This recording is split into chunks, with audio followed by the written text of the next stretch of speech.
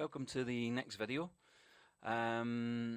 This is just a kind of brief overview of Midi editing. So I'm just going to play something in and get some notes in, and then we'll go into the Midi editor and I'll show you some of the features.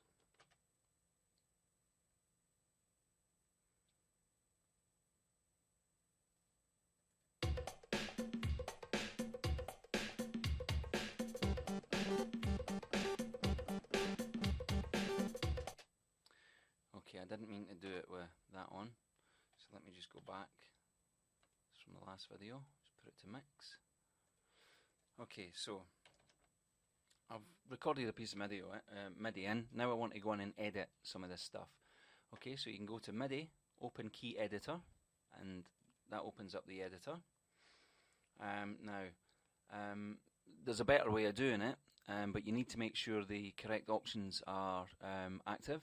So if you go into File, then Preferences, then Editing, then MIDI, and oh, it's not that one at all. It's Event Display, then MIDI. Sorry. And now in here you can tell Cubase what you want to happen when you double click on a MIDI part. So we want the key editor to open because that's probably where you spend most of your time with regards to MIDI. So we'll just leave it like that. So instead of going to MIDI, open key editor now, if we just double click on it, it opens up for us. A couple of things to take note of straight away. Left hand side, you've got all the notes.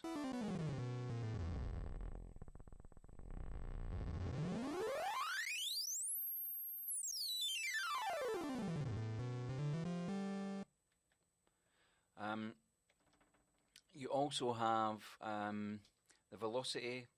These are automation lanes down here at the bottom. Default's always velocity. Basically, velocity, you can think of it as a single note's volume. However, it's more accurate to say that it's how hard you hit the keyboard. So if I hit the keyboard softly, that's a lower velocity level than if I hit it harder.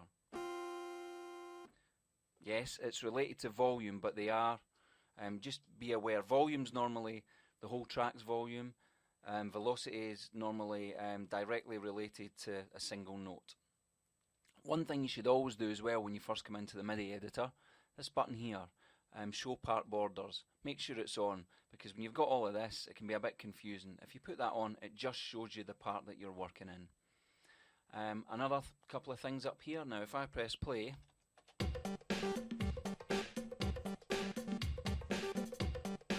if I don't want to hear the drums in the background, hit the solo edit button.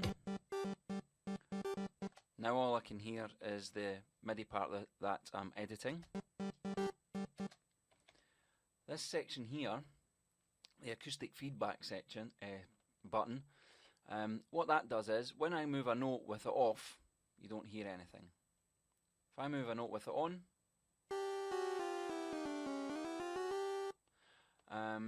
you obviously hear it.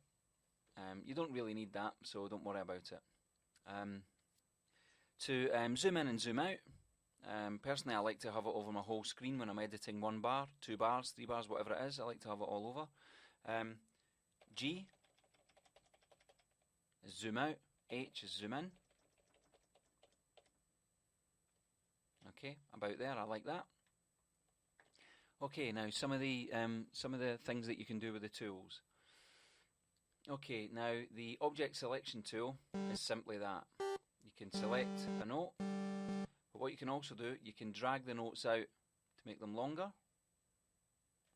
You can move them back and forward, and you can move the front of the note also. You can also use this to select multiple notes at once. And you can move notes up and down as well. To move a note to the left using the keyboard, it's Control and left arrow, and right is right arrow. To move a note up and down, make sure the note's selected and use the up and down arrows. Okay, pencil.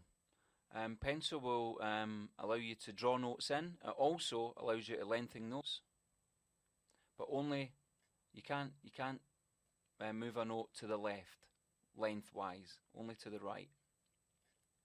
You can also draw notes in, and as you notice, the notes are directly related to the length. So at the moment we're quantizing to 16ths, but the lengths are 30 seconds, so we're drawing 30-second notes in. If I change that to 16ths, you'll see it draws 16th notes.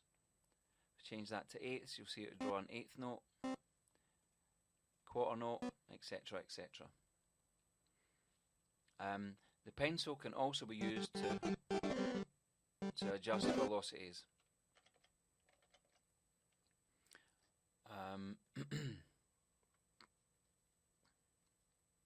Next one's the eraser. Obviously, that deletes stuff. You can use that to delete. You can't use it to move velocities, but you can use it to delete notes. You can delete multiple notes at once by left-clicking, dragging over, and then everything that's black will go.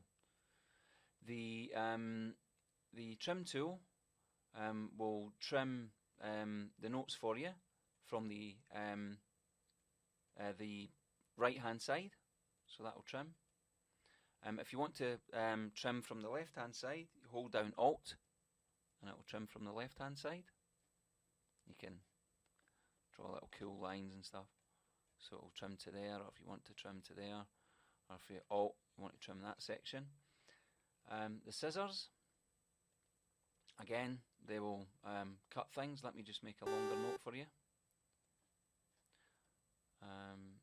Scissors will cut a note, but it doesn't delete. It just cuts the note up and leaves the notes there. Mute, well, that mutes notes just in case you want to keep them for later.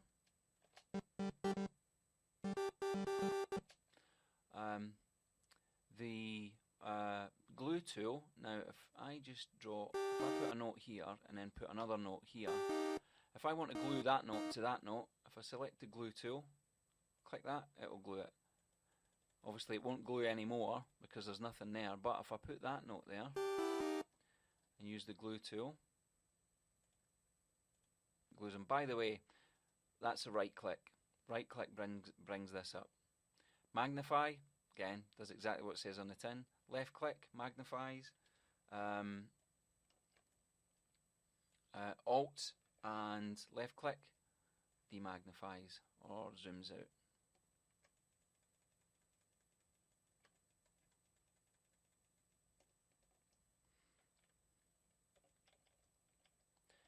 Again, I prefer using G and H for that. The line tool has 6 different options, so you can use it to draw in lots of notes. So if I change that to kind of 16ths, there you go, there's a drum roll straight there. You can also use the line tool down here to draw velocities in. Now if I select that and I want to change the velocity of all of these notes with the line tool, if I come down here and do this and go like that, it only changes the notes that's selected. Sorry about that, that was my mobile phone. Women and their timing, eh? Anyway, where was I? We were on the... yes. Now if I want to change the velocity for all of these and make it a kind of velocity ramp, if I select them all and then select the line tool, come down here and go like this, and I have a velocity ramp for that section.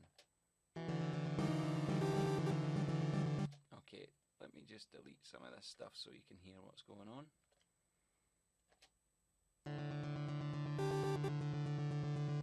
As you can hear, it slowly gets louder.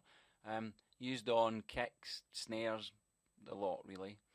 And then the other settings are just a whole host of other things that can be used for automation. So if I want to draw in velocity changes for automation, I can do this.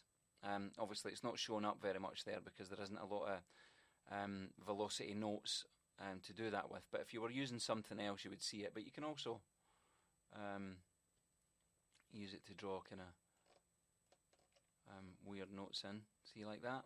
If you hold it, if you draw like a triangle, there you go, can use that for arpeggiators, all kinds of weird stuff. But you need to hold the shift button down. So do it without the shift, you get that. If you do it with shift down, do it like that. There you go. Which is kind of cool. Okay. The rest of this will be explained in. There'll be a lot more in MIDI editing in the future, in later videos. So on that note, thanks for watching.